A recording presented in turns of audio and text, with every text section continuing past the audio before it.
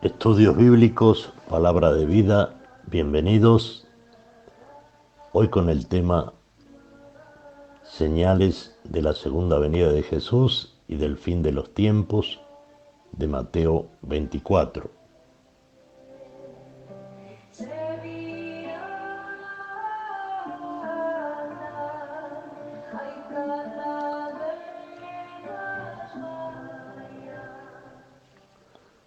Hola amigos, Shalom, paz a vosotros en el nombre de Jesús, el Hijo del Dios viviente. Soy Enrique Recabarren y trataré hoy aquí sobre el tema bíblico Señales antes del fin, subtitulado así en la Biblia Antigua Versión de Casiodoro de Reina de 1959, donde podemos leerlo en los Evangelios Mateo, capítulo 24, Lucas, capítulo 21, y Marcos, capítulo 13. Si tienen una Biblia a mano, pueden abrirla entonces en el Nuevo Testamento, Mateo 24. O pueden seguir el citado capítulo 24 que estudiamos hoy, versículo 1 hasta el 8, mientras se proyecta aquí simultáneamente en la pantalla. Inicio hoy aquí una serie de estudios bíblicos que tienen el propósito de difundir la palabra de Dios según el Antiguo y el Nuevo Testamento.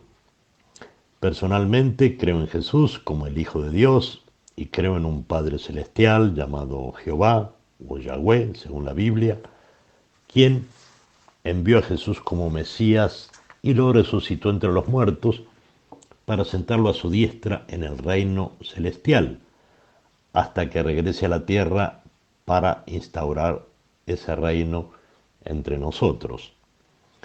Creo, por tanto, en la palabra de Dios, que fue entregada a los hombres por los profetas y por los apóstoles según la Biblia.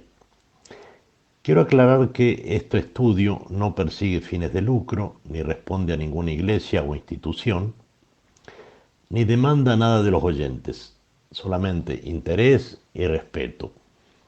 Se realiza de manera independiente y libre y está basado exclusivamente en la palabra de Dios según la Biblia. Después del comentario de hoy, pueden ustedes realizar preguntas referidas a estos temas bíblicos y les serán respondidas en modo personal. Posiblemente algunas preguntas escogidas serán respondidas en el próximo estudio. Estamos en este mismo instante ante un hecho espiritual que nos sobrepasa. Es el Espíritu Santo o Espíritu de Santidad el que guía a las personas a tener fe en Jesucristo y a recibirlo y a conocer la verdad y a conocer a Dios mediante el estudio de su palabra. Solo en parte depende de nosotros. Primero que nada entonces, demos gracias por esta reunión e inmediatamente nos encomendamos humildemente a Jehová para que abra nuestro entendimiento mediante el rezo único que señaló Jesús en la Biblia, en Lucas 11, Mateo 6, que debemos practicar, el Padre Nuestro. Y orando, dijo Jesús, no uséis vanas repeticiones como los gentiles que piensan que por su palabrería serán oídos. No os hagáis pues semejantes a ellos, porque vuestro Padre sabe de qué cosa tenéis necesidad, antes que vosotros le pidáis. Vosotros pues oraréis así. Padre nuestro que estás en los cielos, santificado sea tu nombre, venga tu reino, hágase tu voluntad, como en el cielo, así también en la tierra. El pan nuestro de cada día, dánoslo hoy. Perdónanos nuestras deudas, como también nosotros perdonamos a nuestros deudores, y no nos metas en tentación, mas líbranos del mal, porque tuyo es el reino y el poder y la gloria por todos los siglos. Amén. El solo análisis del Padre Nuestro nos permitiría desglosar los misterios de nuestra fe detalladamente, algo que haremos en un estudio posterior. Bástenos ahora con remitirnos con este rezo al Padre Celestial pidiendo entonces que se haga tu voluntad en la tierra y en el cielo. Y la voluntad de Dios es que le conozcan y que le obedezcan y que crean en su Hijo Jesucristo, como creen en Él. Deseo comentar que en la Biblia se encuentra escrito el pasado, el presente y el futuro de la humanidad, nada menos. Está explicado, si bien a veces simbólicamente, por medio de parábolas o de manera compleja, el origen de la vida en la tierra, la creación, la aparición del hombre, su devenir a través de casi 6.000 años, cuyo ciclo final y nuevo comienzo profetizado coincide con el tiempo actual, según veremos más adelante y según diversos estudios bíblicos actuales. Sobre todo en la Biblia está la relación de Dios con el hombre y con su destino, la relación de Dios con el alma de la persona, y Dios como su hacedor conoce al ser humano perfectamente. Por eso quisiera recordar aquí lo que nos dice en Mateo 6:31. No os inquietéis diciendo qué comeremos o qué beberemos o cómo vestiremos. Por todas estas cosas se afanan los paganos. Vuestro Padre Celestial ya sabe que las necesitáis. Buscad primero el reino de Dios y su justicia, y todo eso se os dará por añadidura. Suele decirse que la Biblia se explica a sí misma, y pienso que es así. Cada pasaje presenta al pie citas bíblicas relacionadas con el tema en cuestión e incluido en otro texto bíblico, y tanto en el principio como en el final de sus 66 libros encontramos el grandioso mensaje de Dios en todas sus formas y de manera completa. Son definitivamente palabras que producen vida en quien las lee o las escucha y las entiende. Así sea, entonces, analicemos ahora juntos estas palabras de vida. Hoy el tema es señales antes del fin. Este subtítulo, debe aclararse, no constaba en el original del Evangelio de Mateo 24.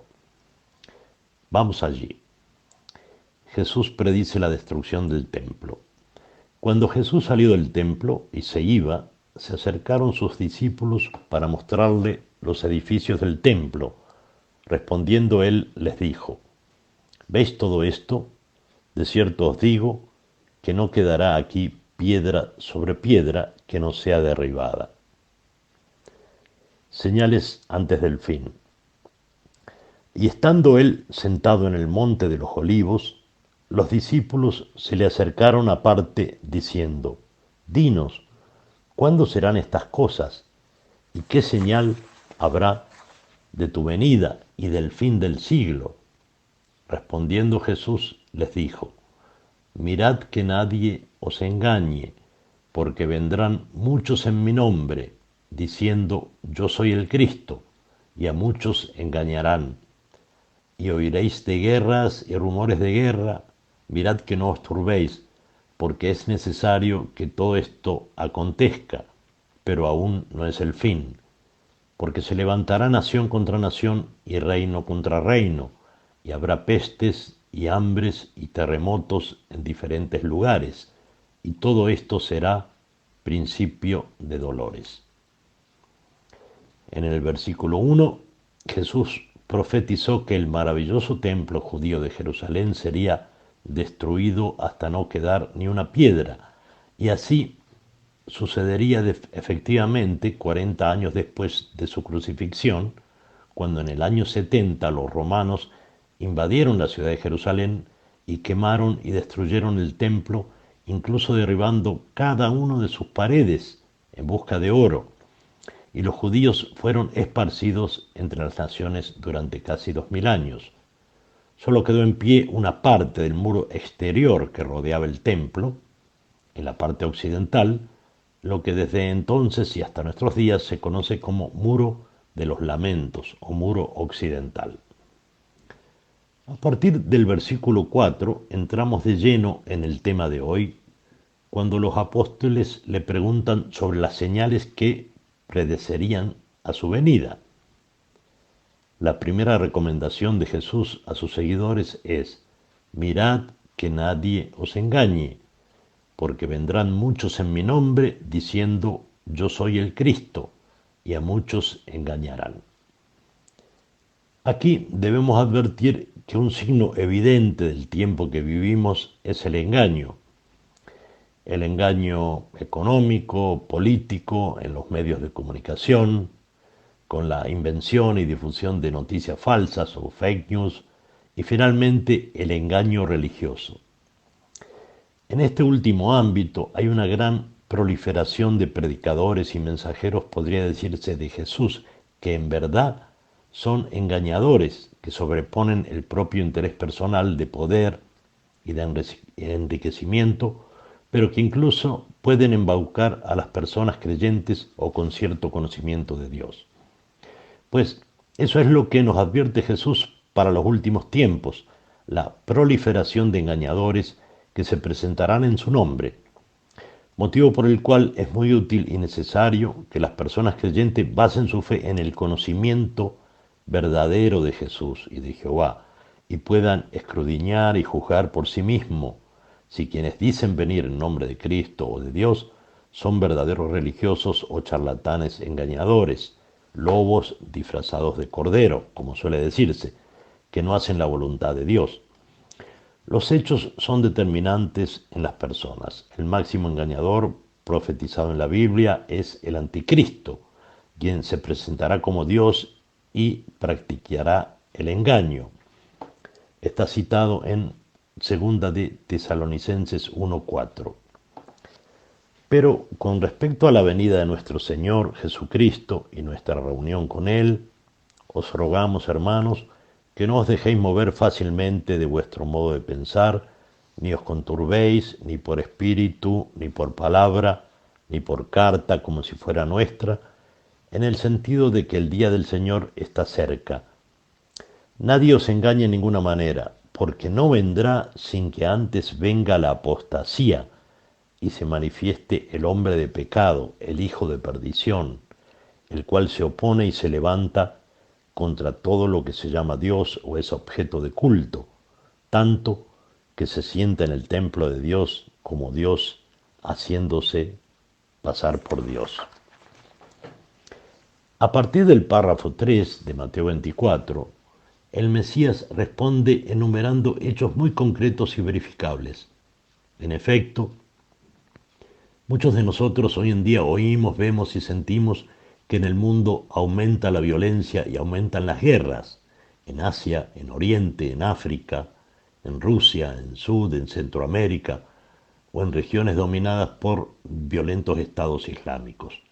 Asimismo, aumentan las amenazas de futuras guerras y el armamentismo no cesa, de lo cual un gran ejemplo es la Unión Europea, donde desde hace años se ha convertido en una meta común de las naciones que la componen, destinar una gran parte de su presupuesto a armarse para la guerra, monopolizando la producción de armamentos para autoabastecerse de armas. Evidentemente, en este punto la humanidad, las grandes potencias mundiales no cesan de armarse para la guerra y de producir armas. A partir de la pandemia mundial de COVID, notoriamente la Unión Europea ha incentivado ese camino armamentista, pero a la vez este hecho general de salud, que aún no sabemos si fue creado artificialmente, ha determinado un encarecimiento de la vida en general, de los alimentos en todo el mundo, de la misma manera que la reciente guerra en Ucrania ha encarecido los alimentos y provocado importantes carencias alimentarias en varios continentes. Vamos teniendo entonces las guerras, las pestes, las amenazas de hambrunas y poco a poco vemos también que aumentan los desastres naturales como desplazamientos de tierra, inundaciones o terremotos. Si bien muchos comentan que siempre los ha habido, pero creo personalmente que nunca con la intensidad actual y en muchos casos se trata de desastres naturales ocasionados por el desastre ecológico que provocan las sociedades modernas. Contaminación, calentamiento global, que altera el sistema de lluvias, siembra de transgénicos, etc. Pero no tratamos aquí de alarmar inútilmente ni de sembrar pánico, de ninguna manera, porque la Biblia, en la misma palabra de Jesús, nos alerta de estos fenómenos del final de los tiempos para que los conozcamos de antemano, nos pongamos a resguardo y nos salvemos con nuestra fe y confianza en Dios. La Biblia significa buena noticia, y ese es el mensaje principal, en tanto que la creación y el hombre fueron hechos para un propósito bueno, y en todo ha estado siempre presente desde el comienzo el amor. Algo que podemos comprender todos, ¿verdad? Sin necesidad de complejas interpretaciones. Todo lo que hacemos con amor es bueno. Y mientras podamos sentir amor en nuestros corazones, nos sentiremos bien. El libro de Apocalipsis o Revelaciones, por ejemplo, el último libro de la Biblia, si bien describe detalladamente el fin de los tiempos y profetiza hechos terribles, comienza revelando en su capítulo 1 la revelación de Jesucristo que Dios le dio para manifestar a sus siervos las cosas que deben suceder pronto, y la declaró enviándola por medio de su ángel a su siervo Juan, que ha dado testimonio de la palabra de Dios y del testimonio de Jesucristo y de todas las cosas que ha visto. Bienaventurado el que lee y los que oyen las palabras de esta profecía y guardan las cosas en ella escritas, porque el tiempo está cerca.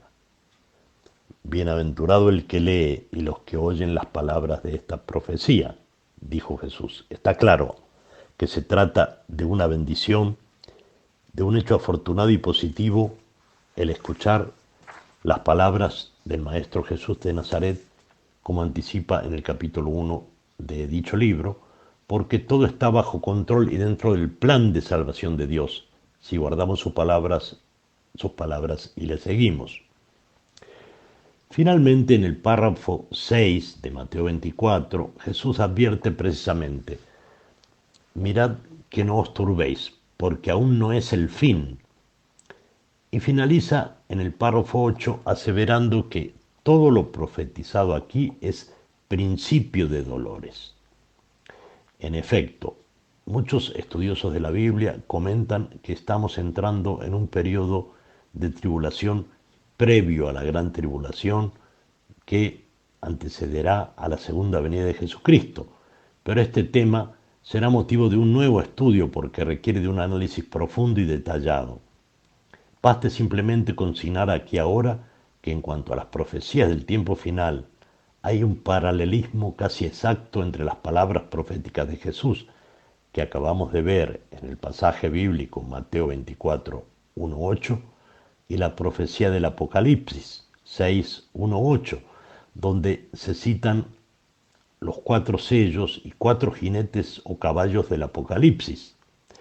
El caballo blanco, que es interpretado como engaño religioso; el caballo bermejo, como espada y guerra; el caballo negro, hambrunas, escasez de alimentos; y el caballo amarillo, nombrado como muerte, mortandad mediante enfermedades, pestes, etc. Como se dijo, este tema del Apocalipsis o revelación requiere de estudios más profundos, que Dios mediante desarrollaremos en un futuro cercano. La Biblia es verdaderamente apasionante y preciosa porque actúa sobre todo nuestro ser en todos los tiempos posibles. Lo importante de remarcar aquí hoy, según nuestro estudio de Mateo 24, es que estamos ingresando actualmente en el tiempo previo que puede considerarse de preparación para la gran tribulación final. Y en este tiempo debemos velar por nosotros mismos y prepararnos mientras aún sea posible. Isaías 55, 6 dice: buscad a Jehová mientras pueda ser hallado, llamadle en tanto que está cercano. Deje el impío su camino, y el hombre inicuo sus pensamientos, y vuélvase a Jehová, el cual tendrá de él misericordia, y al Dios nuestro, el cual será amplio en perdonar, porque mis pensamientos no son vuestros pensamientos, ni vuestros caminos mis caminos, dijo Jehová. Como son más altos los cielos que la tierra, así son mis caminos más altos que vuestros caminos, y mis pensamientos más que vuestros pensamientos. Debemos pues aferrarnos a la palabra de Dios, creer en ella, guardarla, porque así lo ha dispuesto Dios mismo, con una inteligencia evidentemente mayor que la nuestra. Bienaventurados entonces los que oyen la palabra de Dios, porque irán creciendo día a día y transformándose interiormente, como leemos en Proverbios 4:18. Mas la senda de los justos es como la luz de la aurora, que va en aumento hasta que el día es perfecto. Nuestro encuentro de hoy ha sido un comienzo de reunión en torno a la palabra de Dios. Apenas hemos avanzado unos párrafos y ya es evidente que podríamos pasar mucho tiempo interpretando y aprendiendo sobre el reino de Dios. Creo sinceramente que esta palabra tiene un efecto profundo en la vida de las personas, que puede cambiar nuestra naturaleza y puede influenciarnos positivamente en todas las situaciones. Hay dos acciones importantes cuando pedimos algo a Dios, que son la caridad y la oración.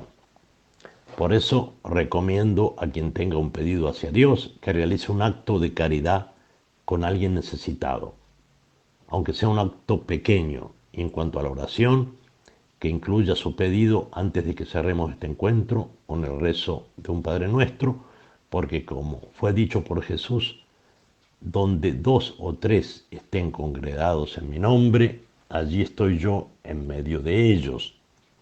Y recordamos también al respecto lo que Jesús promete en Juan 14:13.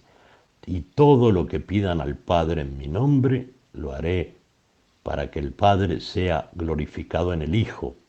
Si algo piden en mi nombre, yo lo haré. Por supuesto, hay que pedir bien, cosas buenas y posibles. Entonces, amigos y hermanos, como leemos en Mateo 7, pedid y se os dará, buscad y hallaréis, llamad y se os abrirá, porque cualquiera que pide recibe, y el que busca halla, y al que llama se abrirá. Agradecemos a Dios por su palabra, realizamos cada uno, si así lo desean, un pedido personal, secreto, íntimo, en cuanto a sus vidas, y oramos juntos el Padre Nuestro. Padre nuestro, que estás en los cielos, santificado sea tu nombre, venga tu reino, hágase tu voluntad, como en el cielo, así también en la tierra. El pan nuestro de cada día, dánoslo hoy, perdónanos nuestras deudas, como también nosotros perdonamos a nuestros deudores, y no nos metas en tentación, mas líbranos del mal, porque tuyo es el reino y el poder y la gloria por todos los siglos. Amén. Hasta la próxima reunión en la que continuaremos con la lectura de Mateo 24. Espero que les haya sido de utilidad, conocimiento y bendición.